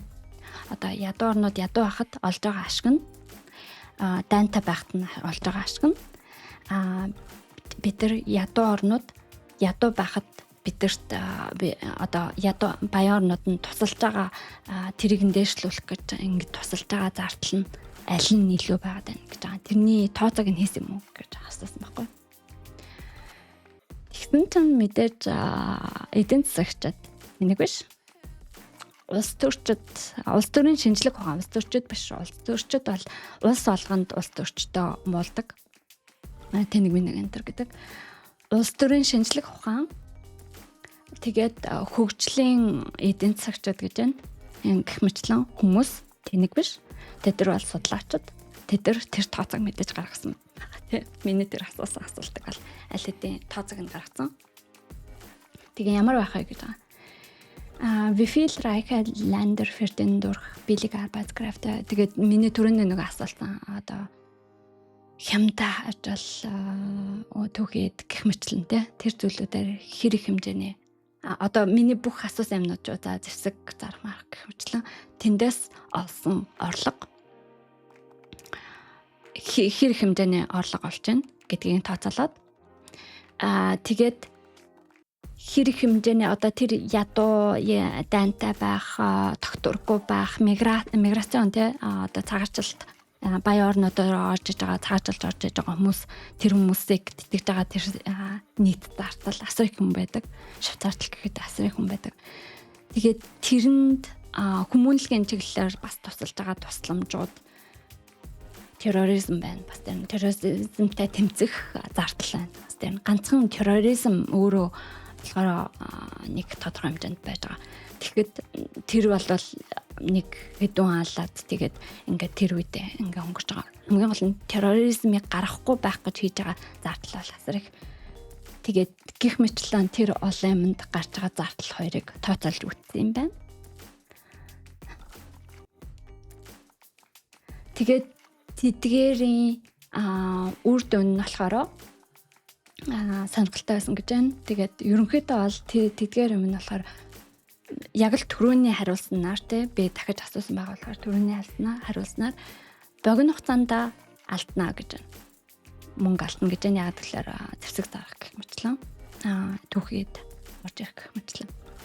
Тэгээ удаан хугацаанд олвол тэр одоо жишээлбэл цагаачлалж орж иж байгаа хүмүүсийн зардал нь асар хэмжээгээр багасна гэх мэтлэн тэр юмнуудыг нэг бүгдээ ингээд тооцоолох юм бол баян орнууд нь асар хэмжээгээр тэр тал дээр мөнгө тал дээр хожно гэж байгаа байхгүй.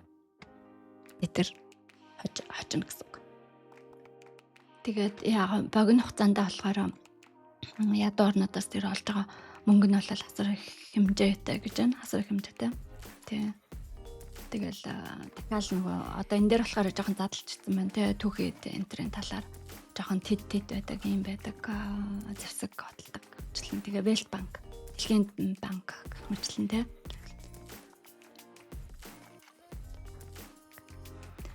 тэгээ тэр хожлууд нь болохоор ерөнхийдөө шууд орж ирдэг тэгээ тэр нь болохоор богино хугацаанд тахал гэж. Тэгээ удаан хугацаанд болохоор хэрвээ тэр тэдгээр нь байхгүйсэн бол удаан хугацаанд тэгээд нөгөөдөл нь илүү амьдралын төвшин мөшин дайман байхгүй болоод төвшин мөшинтэй шилжих юм бол удаан хугацаанд асар их хэмжээгээр болно гэж. Тэгээ ерөнхийдөө хэр их хэмжээний зардал одоо жишээлбэл дайнуудад олсноо зарцуулснаа ярьж байна те тэдийг зарцуулсан гэх мэтлэн. Тэгээ миграц одоо цагаачлалаар хүмүүс яаж орж ирж байна. Тэгээд хэл сурахт нь наазах нь туслах гэх мэтлэн. Тэгээд улсын тогтворгүй ядуу байна гэдэг чинь бас илүү их өвчин гарах магадaltaй. Тэгээд өвчнөд холбоотойгоор бас асар их хэмжээний мөнгө өгч байгаа. Тэр нь болохоор их хөвчлэн ядууноос орж иж байгаа штэ яа тэгэхээр арай жоохон илүү зэрлэг амьдардаг болохоор тий. Одоо сүүлийн хэдэн нэг амар тахлууд бол дундад Азийн тахал байсан. Саяын ковид хятадын тахал байлаа. Тэгээс нэг хэсэг гарсан нөгөө юу гэдэг лээ. Эбола байлаа. Африкийн тахал байсан. Тэдний дандаа нөгөө нэг ядуу жоохон зэрлэг амьдралтай холбоотой юм тахлууд байгаа. Тэгээд тэрнтэй холбоотой гарч байгаа зардал гэсэн үг. Тэрийг мэдээж Европод оруулж ирэхгүй гэж бодсон шүү дээ. Тэнгүүд тахал учраас асар их хэмжээний бас мөнгө оруулдаг юм шиг байна л да. Тэгээ хэрвээ тэдгээр нь байхгүйсэн бол гэж. Тэгээд тэр тооцоодод was ist größer Gewinn oder Verlust kurzfristig. Тэгээд нөгөө миний ярьсан юмыг дахиад тайлбарлаж байна энэ дээр. Warum machen reiche Länder trotzdem weiter? Тэгээ мэдээж ийм байхад чинь яагаад баян орнууд хамгийн баян орнууд яагаад энийг дөрвтэй хөдөлгөөн хийхгүй байна гэхлээр миний дөрөвнээс нөгөө үйлдвэрүүд байна тий. Тэгээд илүү нөлөө бүх хүмүүс бас асуудлаа тавьж өгөхдөө урггүй тэгэнгүүт нөгөө тал руугаа нөгөө даралт шахалт гэдэг.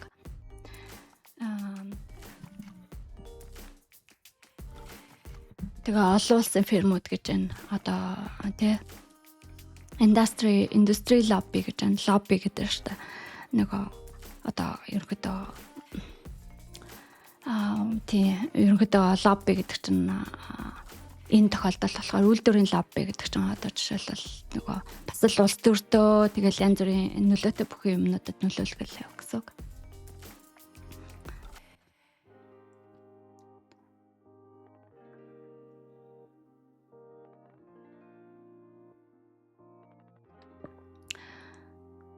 Тэгээ удаан хугацааны тэр одоо зардлыг нь болохоор тэр хүмүүс нь одоо дааж авах хүмүүс нь биш гэж байгаа юм байна л да. Одоо тий. Тэр удаан хугацааны зардлыг тэд нар болохоор алдах боломжтой юм шиг байна л да. Одоо тэр үйлдвэрүүд ч юм уу тий. Тэгээд мэдээч нэг богино хугацаанд одоо жишээлбэл зэвсгийн үйлдвэр байлаа гэж бодоход тэд нар ч шууд алдсан шүү дээ. Тэгэхээр тэд нар болохгүй юм байна. Тэгээ фазетай нэг за тэгээд дахиад хариуллаа. Тэгээд надад бас асуулт байсан. Тэгээ яагаад одоо Reichtum würde sich besser verstehen nicht verschwenden. Genau. Тэгээ aber die viele Reichere wollen ja nicht. Genau. Тэгээ ингэж аахгүй. Одоо жишээлбэл би баян хүн байлаа гэж бодох. Авцсангуу боломжтой нэлээд баян хүн байлаа гэж бодох те. Би тэр мөнгө тавьж өгмөөргүй шүү дээ. Би тэр мөнгөө би тусалмаар байна. Гэхдээ би тэр мөнгө одоо миний амьдралын стандарт муудмааргүй байна тий. Би тэрүүгээр л байж амаар байна. Эсвэл тэрнээсээ илүү ч юм. Тийм баймаар байна. Тэгэхээр тэрийг хадгалаад тэгээ бусдуудын боломжийг сайжрах боломж бий юу гэж тий. За яг мэдээч би дэвсгэн үйлдвэрийн эзэн болвол мэдээч навс доошо буuna л та. Гэхдээ өөр зүгээр техник чиглэлийн ч юм уу байна гэж бодъё тий. Эсвэл эрүүл мэндийн одоо эмийн үйлдвэрийн эзэн байлаа гэж бодъё. Тэ тэгэх юм бол залгам бүлэг. Тэ гэж асуусан байхгүй. Тэгсэн чинь ман канди байлдаг.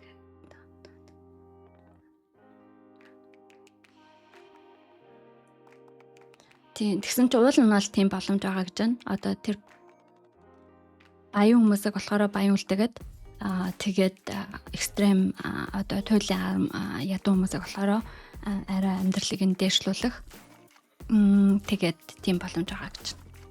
Тэгээ ингэсэн байна л да. Одоо ерөнхийдөө ингээд сонсонгууд одоо тэгээ баян хүмүүсийг ядуурлах шаардлагагүйгээр одоо ядуу хүмүүсийг асар их ядуу хүмүүсийг ч юм уу сайжруулах амьдралын стандартыг сайжруулах боломжтой гэдгсэн чинь тэр нь болохоор эхлээд боломжтой гэдгсэн чинь эхлээд нөгөө нэг юм боломжгүй юм шиг сонсогдож байгаа гэж байна. Гэхдээ одоо эдийн засагт тийм одоо нийгмийн шинжилгээ ухааны хүмүүсээс хийсэн судалгаагаар тооцоогоор хийх боломжтой гэж тэ реалистэр гэж тогтоосон юм байна. Тэгээ ингэж байдаг байхгүй одоо нэг торт хуваах гэж яриад байдаг шүү дээ. Тэгээ торт хуваагаа тэгээ дуусчих штэ гэж ингэж яриад байдаг. Тэгээ нөгөө талын одоо үнцэн үйлдвэрлэгчд болохоор юу гэж хэлдэг гэхээр тэгвэл ганцхан торт байхгүй штэ. Тэр ганцхан торт байгаа бол тэр тоортоо хуваачиж болно. Тэгээ дахиад нэг юм уу хоёр тоорт үйлдвэрлэх хэрэгтэй. Тэгээ өөрөө барьчих хэрэгтэй. Тэгээд нэг тоортоо өөрөө аваад тэгээд нөгөө тоортоо болохоор дахиад хувааж болно гэж ингэж яриад байгаа. Тэр нь болохоор үнцэн үйлдвэрлэх гэдэг байгаа. Тэгээд ерөнхийдөө яг хязгаартай хэмжээтэй тоорт байхгүй байгаа. Дахиж нэмж тоорт одоо барьж болно гэж хэлээд байгаа.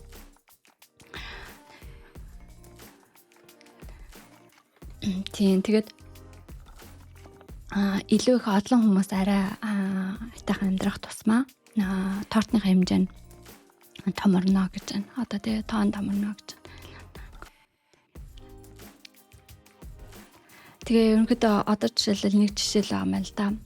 Одоо ингэж жишээ авч уулна болохгүй л таа. Тэгэхээр нэг улс чинь нөгөө улсаас бас айгүй их хамааралтай амьдардаг учраас нөгөө тэрнийхэн харилцаа холбоо нь ямар болох вэ гэж бас нэг юм байгаа. Гэхдээ ерөнхийдөө энэ дээр хятадын жишээ авсан байна те. Ерөнхийдөө баг мэлэрч ахуу хүмүүсийн хэрэгцээнд дэвшилсэн тэгсээр нэ тэгээд одоо маш их хүмүүсийн хүмүүс баян болсонтой холбоотойгоор бас илүү их хэрэглээ илүү хэрэгтэй болсон. Тэгэнгүүт одоо дэлхийн компаниуд болохоор дэлхийн хэмжээний компаниуд болохоор тэрүүгээр бас баяжж байгаа. Тэгээ тэнд бий болсон баян хүмүүстэй холбоотойгоор тэр одоо өөр компаниуд болохоор бас баяжж байгаа гэж ингээд тайлбарсан байна. Тэгээс өмнөд Солонгосыг Европыг татамхрыг бэлдэнгийн инфраструктур тэгээ яг нөгөө Европыг бас жишээ болсон байна л да. Яг тэгэхээр дэлхийн 2 дугаар дайны дараа Европ тэр чигээрээ сүнсэн шүү дээ, тий. Тэгээ тэрний дараа боловсролын системийг сайжруулсан, инфраструктур дэд бүтцтэй асар их хэмжээгээр сайжруулсан. Тэртэй холбоотойгоор асар их хэмжээний дундад давхаргын хүмүүс үүсэж бий болсон гэж хэлж байна. Тэгээ тэрнтэй холбоотойгоор үйлдвэрүүд асар том үйлдвэрүүд бий болсон гэж хэлж байна.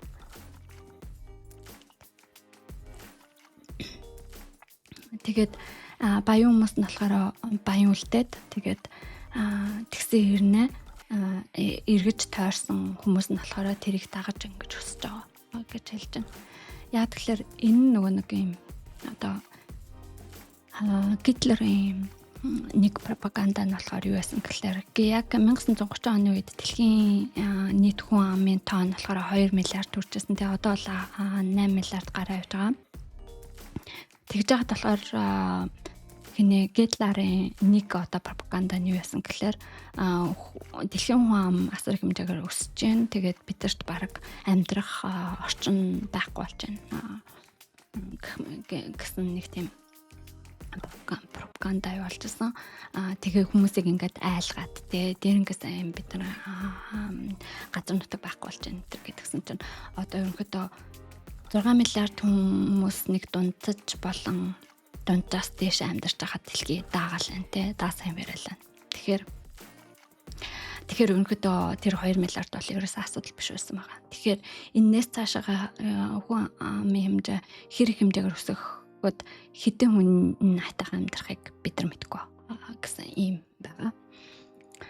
Бас нэг юм асуудал байгаа. Скрипт механизм нь байденалыг минь.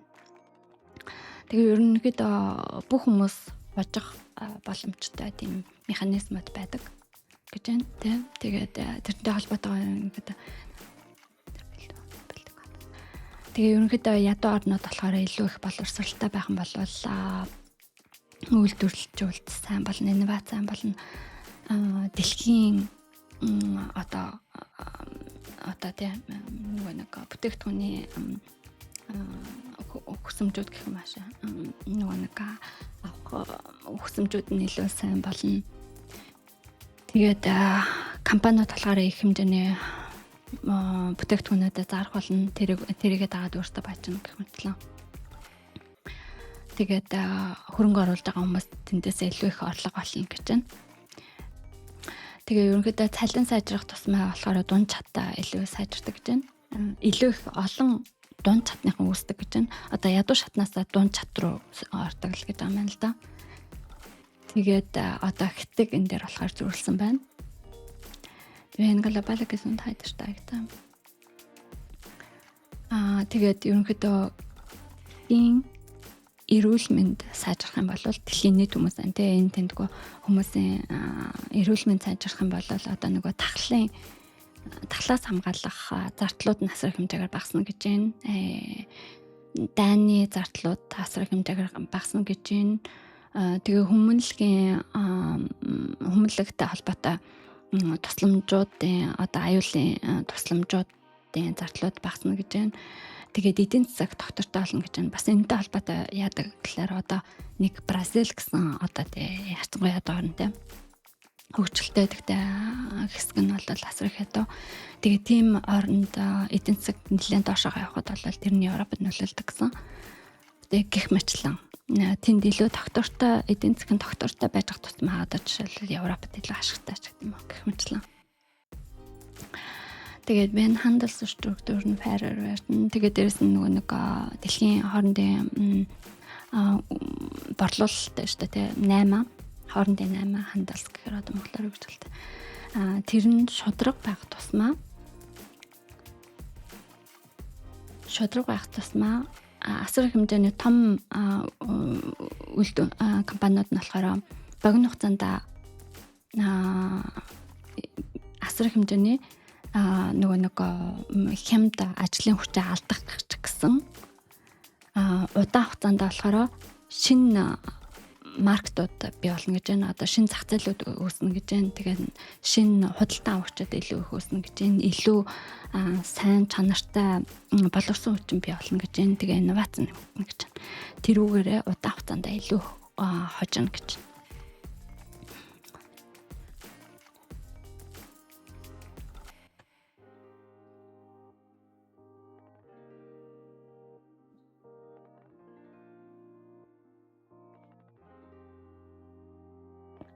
Тэгээд асар их хэмжээний баян хүмүүс нь болохоор ядуурах шаардлагагүй гэж байна.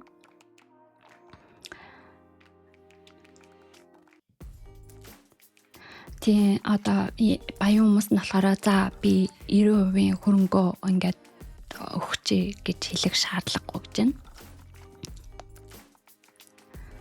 Тийм баян хүмүүс нь илүү их баяжих боломжийг олгоно гэж байна. Тэгээд ядуу хүмүүс нь мэдээж ядуурлаасаа гарах боломжтой гэж байна.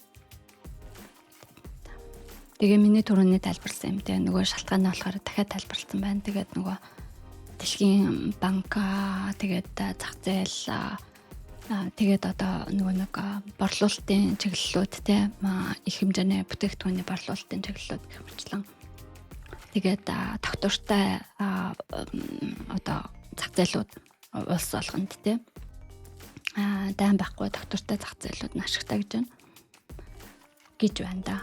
Тэгээд би дараа нэг юм асуусан байгаа. Aber es gibt so normale Leute, die können sagen, dass Leute auch an der Versuchssätze genau die in der би амар бороо очсон байгаа. Тэгтээ амар хурдан бичсэн. Тэгээд энэ дээр болохоор одоо нөгөө би тэрнтэй санаа нэгдээгүй. Гэхдээ зүгээр ChatGPT-гээс асууя гэж бодсон. Нэг Монголын хамгийн том инфлюенсерүүдийн нэг YouTuber нэг нөгөө саяхан би нэг подкастыг сонссон. Тэгсэн чинь тэгж хэлсэн байхгүй. Одоо жишээлбэл энэ байгалийн хүчээр явдаг штэ гэж хэлсэн. Тэгээд тэгээ хамгийн гол нөгөө том хэмжээний одоо асар их subscriberтай YouTuber байсан ч гэсэн хамаагүй. Тэр хүмүүс бол нэг амар боловсралтай хүмүүс биш. Тэгээд тэд нар бол авчсангуу одоо маш олон юм зөв юм хийж байгаа, зөв юм ярьж байгаа ч гэсэн. Тэд нар бол одоо жишээлбэл эдийн засгийн шинжлэх ухааны хүн биш те. Тэд нар бол тийм амар дандаа зарим нь бол нэлээд гайгүй боловсралтай, зарим нь бол боловсрал айгүй тийм сайтай биш. Тэгэнгүүт тэд нар болохоор юм арай дутуу одоо комментүүд хэлдэг те, ямар нэгэн том асуудал дээр дутуу нөгөө нэг юм сайн судалгаа хийгээгүй юм хариултууд хэлдэг. Тэрнийх нь нэг нь болохоор тэр тэгж хэлсэн. Би одоо нэрийг нь хэлээд яхаа. Зүгээр тэр юу гэж хэлсэн гэхлээр одоо зарим хүмүүс ингээм амжилтгүй ч юм уу эсвэл одоо хэцүү амьдарч байлаа гэж бодоход тэтгэр хүмүүс нь энэ чинь нөгөө өрсөлдөөний одоо хүчтэй нь гардаг юм нийгэм чинь угаасаа хүн чинь амтан тэгээд нэг тиймэрхүү утгатай юм байсан. Хүн чинь амтан тэгээд энэ чинь аль их хүчтэй л одоо гарч ирж штэ гэж ингэж хэлсэн байгаа. Тэр болоод маш буруу. Яагаад тэгэхээр одоо жишээлбэл айгүй олон талаас нь харах хэрэгтэй. Энийг нь өсөр олон талаас нь биологийн талаас нь харах хэрэгтэй. Биолог нэлээд сайн уншсан байх хэрэгтэй. Эволюцийн биологийг сайн уншсан байх хэрэгтэй. Тэгээд миний эволюцийн биологийн суурь бол нэлээд гайгүй гэж бодож байна. Ерөнхийдөө эволюцийг мэднэ. Тэ судалгааны төвшөнд биш ч гэсэн ерөнхийдөө эволюцийн онолыг мэднэ. Тэгээд эволюцийг ярьсан ч гэсэн тэгээ нийгмийн шинжлэх ухаан гэж байна те. Гэх мэтлэн энэ олон юмыг судлах хэрэгтэй. Тэгтээ бол тэр бол айгүй муу одоо тэр хүн бол би ерөнхийдөө тийм муу гэж бодохгүй байна. Тэгээд дээрэс нь бас тэнэг гэж бодохгүй байна. Гэхдээ тэр бол айгүй муу комент байгаа. Яг тэгэхээр тэр хүнийг болохоор илүү их залуу хүмүүс сонсдог. Тэгээ янз бүрийн насны хүмүүс сонсдог хальтаа. Тэгээ асар их бас залуу хүмүүс нь сонсдог. Тэгэнгүүт нэрэл тимдээ гэж бодож байгаа байхгүй. Тэр их дагагчтай хүн тиймэрхүү комент хийх юм бол. Тэгээд энийг айгүй олон талаас нь харах хэрэгтэй. Айгүй тийм эмзэгсэд байгаа. Одоо нилээн тэ нухацтай ярьж энийг учирлаж үгүй юм а гэж ингэж ярих хэрэгтэй байгаа. Тэгээ философиш, моралиш. Тэгээд энэ нь болохоор наад чинь айгүй чухал зүйл байна. Тэгээд энэ нь болохоор философийн чиглэлээр, моралын чиглэлээр, эдийн засгийн чиглэлээр, биологийн чиглэлээрс нь талаас нь харах хэрэгтэй сэдв гэж хэлж байгаа байхгүй. Тэгээд судалгаагаар ерөнхийдөө юу гэж гарч ирсэн бэ гэхээр хамгийн хүчтэй хүмүүс нь яг эцэст байгаль дээр хамгийн хүчтэй хүмүүс нь амьд гарчгүй гэхээр үгүй. Эволюцийн талаар үгүй. Тэр нь илүү их тасан цогцсон яг эволюцийн одоо тэр байгалийн хууль шүү дээ. Тэр чинь болохоор илүү тагцсан цогцсон амьдарч чаддаг гэж байгаа. Одоо ямар нэг орчин байлаа гэж бодоход заавал хүчтэй ямар нэг юмараа хүчтэй байх шаардлага байхгүй. Тэр байгальдаа тасан цогцсон энэ цааш нь амьдрах боломжтой гэж эволюцийн биологийн талаараа тэгж хэлдэг. Тэрийг ингээд товчлоод хэлж байгаа шүү дээ. Гэж хэлж байгаа. Тийм хамгийн хүчтэй нь биш. Хамгийн тасан цогцсон гэж хэлж байгаа. За нөгөө талаар болохоор хоёрт нь болохоор одоо Menschenleben-тэй Natur gesetzt, sondern nach Kultur und Ethik. За хүн болохоор байгалийн хуулиар амьдрахаа болсон гэж. Асар ганцхан сүүлийн 2000 жил биш. Тэрнээс өмнө хүмүүс болохоор соёл одоо урлаг гэж хэлэх цаашаа культур гэхээр чинь culture соёл амьдрал тэгээд этикээр амьддаг. Этик гэдэг чинь одоо монголоор юу гэдэг лээ? Этик гэдэг чинь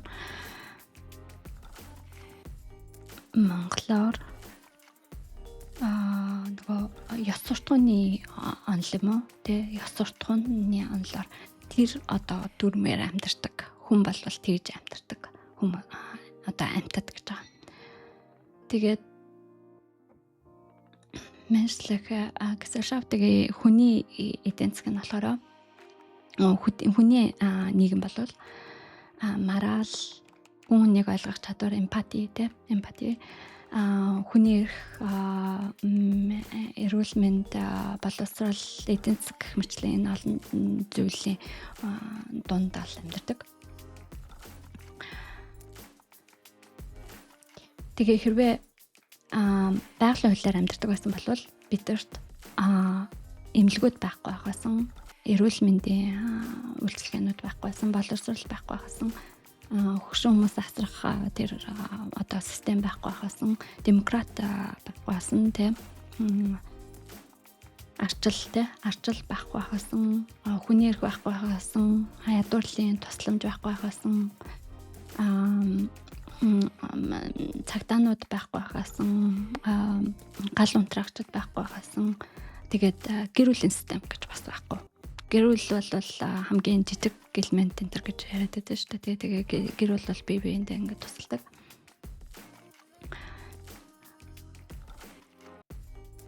Тэгээд эдгээр зүйлүүд нь болохоор байдаг. Яагаад гэхэлэр бид нар байгалийн хуулиар амьдрахаа аль хэдийн асар олон мянган одоо 100 мянган жилийн туршид тэр хуулиар амьдрахаа болцсон учраас гэж байгаа байхгүй.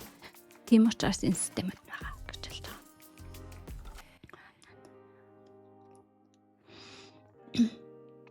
Тэгээ ерөнхийдөө айгүй олон талаар ингэж сайн унших хэрэгтэй юм байна. Одоо өөрийгөө үнэхээр итгүүлэх юм бол мэдээж эсрэг асуултад асуух хэрэгтэй. Заавал өөрийнхөө зүг болох гэдэг ингэж уншаад байна гэж байхгүй. Мэдээж эсрэг асуултад нэрнгэсээ тийм бол яах вэ гэх мэтлэн асуултад асуух хэрэгтэй тийм.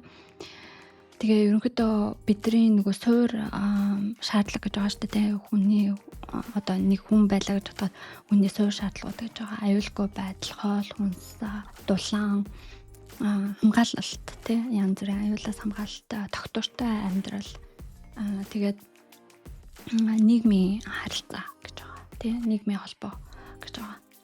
Тэгээд эдгээр зүйлүүд нь болохоор ямар ч тийм тансаг зүйлүүд биш. Эдгээр бол биолог гэж байгаа юм л та. Энэ нь болохоор ерөөсөө суур биолог гэж байгаа. Энэ доктортой амьдрах гэж энэ хүсэх энэ юм одоо ирмэлцэл бол цэвэр биолог.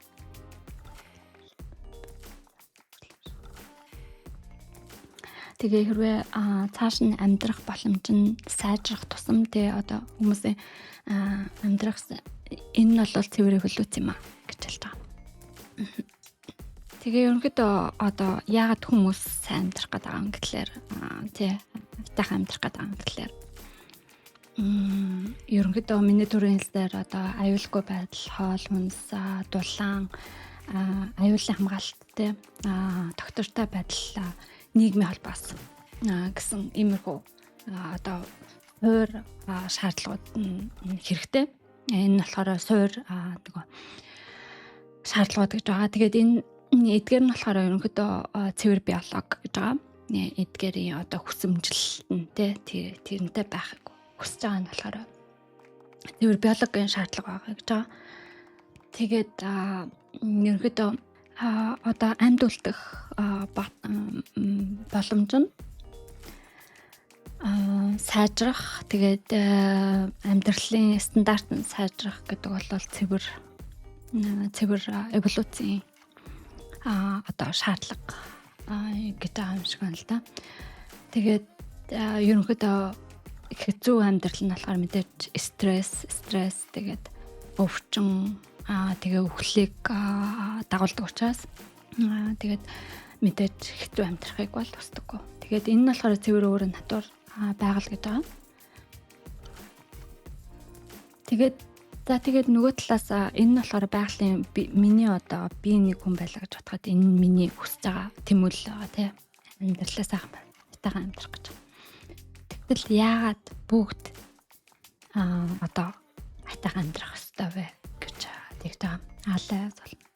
Тэгээ ерөнхийдөө дэлхийн нөгөө нэг хүмүүсийн ихэнх нь үсгэлэнтэй, өвчнөй, дайнтай тэгээд хүмүүсээр дадлуулдаг тэгээд боловсрол байхгүй тэгээд боломжууд байхгүй болвол дараа нь юу болдог гэхээр миграц үүснэ, цагаачлал үүснэ, нэг газраас нөгөө газар руу шилжилт үүснэ. Тэгээд одоо гэмт хэрэгүүд үүсдэг, терроризм үүсдэг, өвчин үүсдэг, эдийн засгийн тогтворгүй байдал үүсдэг. Улс төрийн радикал гэдэг штэ одоо экстрем үзэл үүсдэг тий. Туйлшрал, улс төрийн туйлшрал үүсдэг.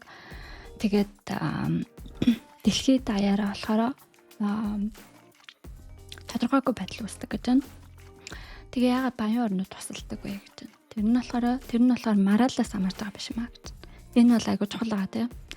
Тэгээд харин нөгөө нэг тогтвортой байдлыг үүсгэхийн тулд тэгээд тэр нь болохоор өөрсдөд нь илүү одоо тогтвортой ашигтай байх учраас гэж байна. Тэгээ ерөнхийдөө баян орнууд нь тусалдаг юм аа. Гэхдээ ядахтаа жоохон ч гэсэн бол тусалдаг. Яагаад гэвэл ерөнхийдөө дайн үсгэн бол үнэтэй болно. Тэр хүмүүсийн баян орнуудын хувьд хүртэл үнэтэй болно. Одоо их хэмжээний мөнгө зардал гарна гэсэн үг. За тэгэл тэрнээс шалтгаалж гарч байгаа өвчнүүд нь үнэтэй болно. Таажилж байгаа хүмүүс нэмэгдэнэ. Зах зээлийн одоо алдагдал нэмэгдэнэ гэж байна. Тогтворгүй байдал тэгээд алдагдал нэмэгдэнэ.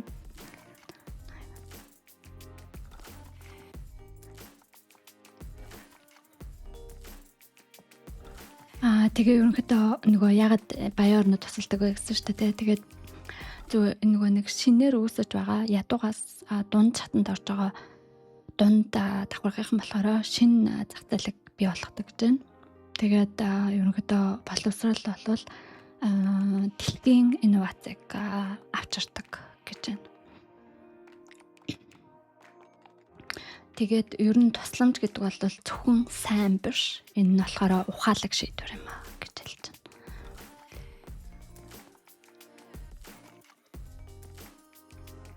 Одоо би ерөнхийдөө нэг тиймэрхүү жоохон радикал асууж гисэн. Гэхдээ тэр хүний санаа нь болохоор ер нь тэр чигтэй байсан. Жоохон бид нар ч хүчтэй л тий яагаад бид тийм туслах хэрэгтэй ч гэдэг юм а тий.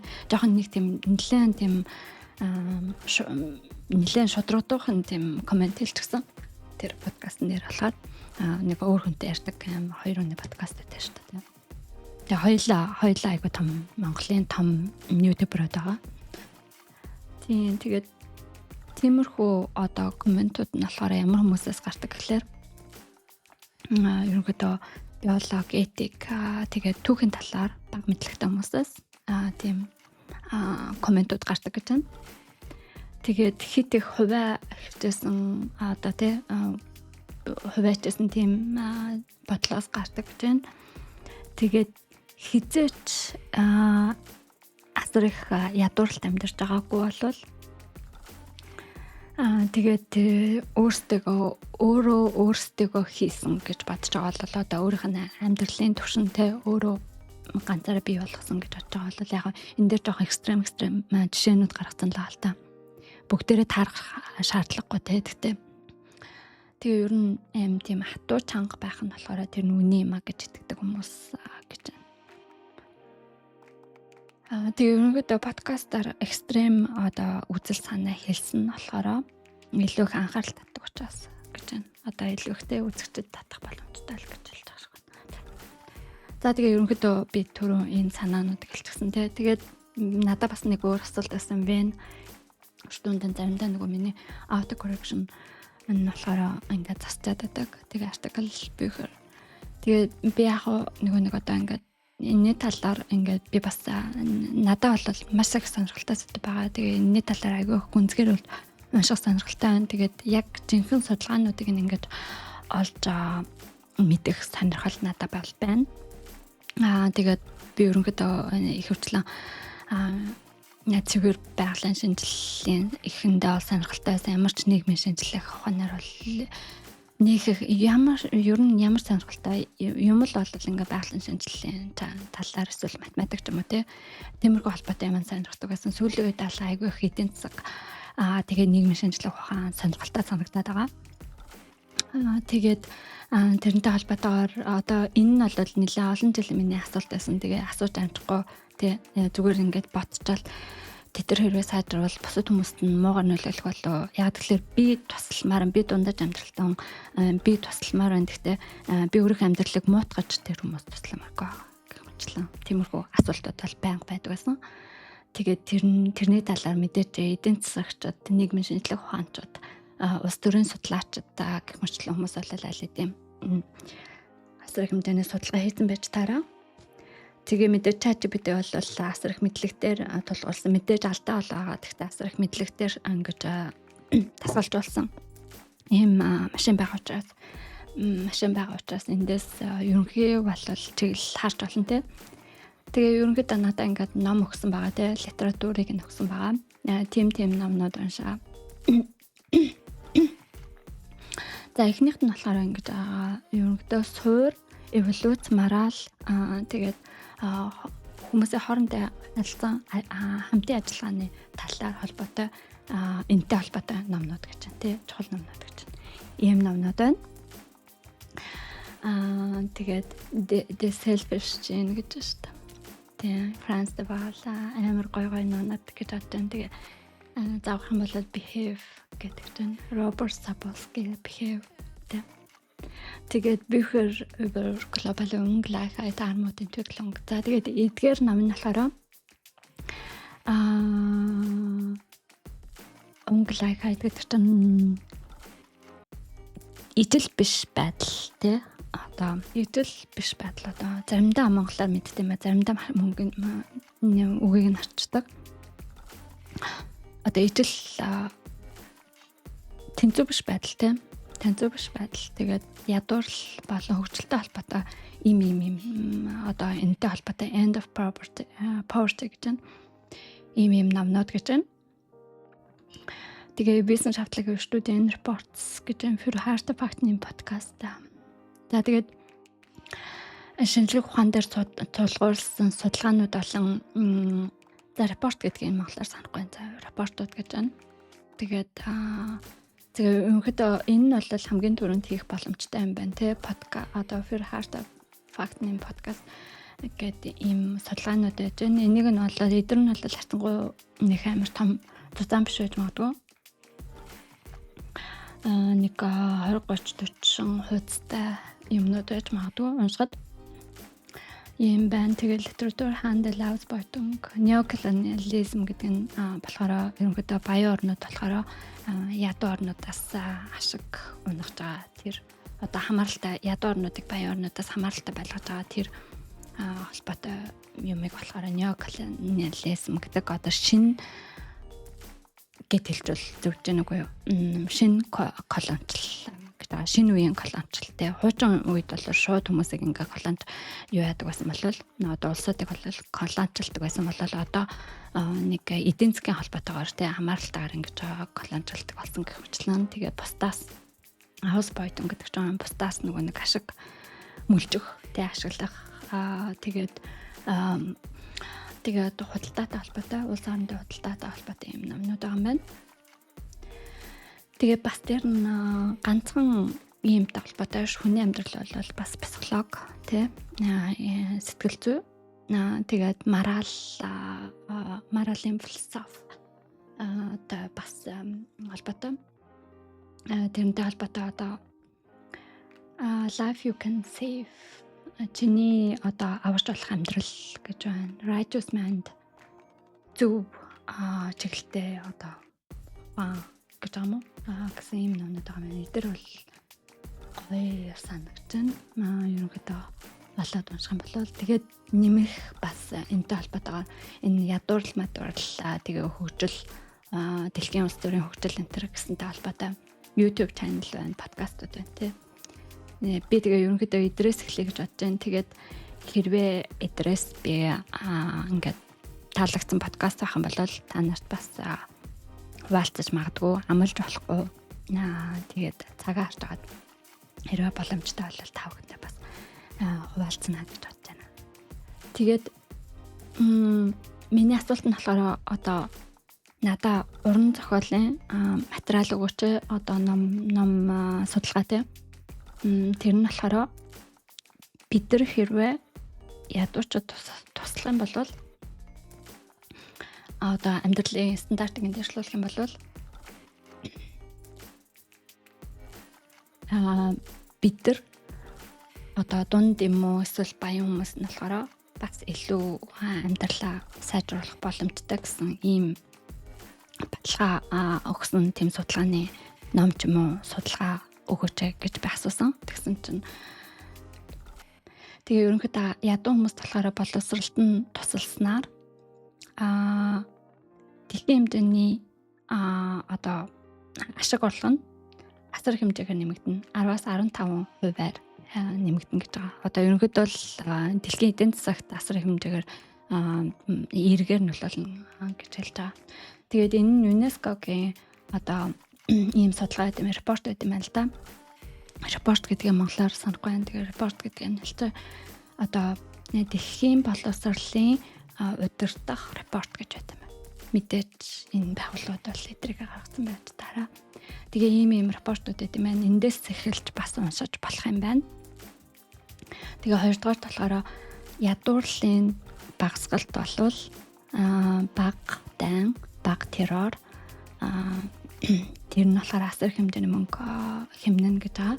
Тэр нь болохоор Paul Collier-ийн The Bottom Billion гэдэг ийм ном байт юм шиг байна. Collier цагт Metadata дээр Weltbank. Тэгээд энэ дээр болохоор одоо энэ судалгаа ч юм уу нэг ном юм шиг байна те. Тэгээд тэрэн дээр нь болохоор ерөнхийдөө Дэлхийн банкны мэдээлэлээр суурилсан мэдээлэлээр ингэж харуулах юм биш байна. Тэ стабилитет стайграг лендерш банк гэлтэй. Тэгээ хэрвээ ядуурл багасаад боловсрол сайжраад улсууд тогтворчих юм бол баян орнууд нь хамгийн баян орнууд нь асар хэмжээний мөнгө хэмнэнэ гэж. Тэгээд эрүүл мэндийн одоо өвчнөө эсрэг тусламж нь болохоор баян орнуудад асар их хэмжээний мөнгө хэмнэн гэж байна. Тэгээд тэрнтэй холбоотой бас юм судалгаа ч юм уу ном ч юм уу байх шиг байна. Тэгээ тэрний эсрэг тэмцдэг тэр одоо асар их хэмжээний мөнгө хэмнэн гэж байгаа юм байна л да. Мэдээж тэр нь энд орж иж болохгүй. Тийм учраас эндээс тийшээ бас нэг хамгаалалт хийх ёстой. Тэгэнгүүт тэдний амьдралд дээршлэх юм бол энд амьдралын дээршлэн гэсэн үг. Тэгэхээр Мэр Валштандын Нармин Ландер ноён мэрэгтэй. Тэгээд мэдээж ядуу амьдрал нь ингээд ядуу орнуудын ядуу амьдрал нь сайжрах юм бол шинэ зах зээл үүснэ. Тэгээд шинэ зах зээл үүсэнгүүт тэнд баян орнууд бас юм худалдаалах боломжтой болно. Худалдан авалт нь сайжирна. Тэгээд тэрнтэй холбоотойгоор баян орнууд бас хожих боломжтой гэж. За тэгээд тэрнтэй холбоотой бас энэ литератур байна тий. Тэгээд гэх мэтлэн ингээ айгу олон байна тий. Үнэхээр сонирхолтой. Эдрэг бол би баг бүгдийг уншмаар байна. Тэгээ ер нь эхнийхэн эхлэх юмнууд нь болохоор подкастууд юм байна. Тэгээ нөгөөдг нь болохоор одоо ЮНЕСКОгийн World Bank одоо дэлхийн банкны одоо репортууд байх юм байна гэж бодож байна. За тэгээд энэ хүртэл сонсон болвол баярлалаа. Тэгээд өөрийнхөө бодлыг хэлээрэй. Тэгээд миний асууж амжаагүй юм уу эсвэл тиймэрхүү асуултад яг бас хэлээрэй. Тэгээд энэ нь бол нэг юм нээлттэй асуулт байгаа тий. Тэрнээс биш за ийм юм аа гэдээ орж байгаа биш. Энэ бол асар их судалгааны ийм хүний амьдралыг олон талаас нь хардаг ийм олон талын юмыг судалж ээж хариулдаг ийм хариулт байгаа. Тэгэхээр гээд ингээд дуусгая. За тэгээд дараагийн дугаар дээр уулзлаа. Тэр баярлалаа.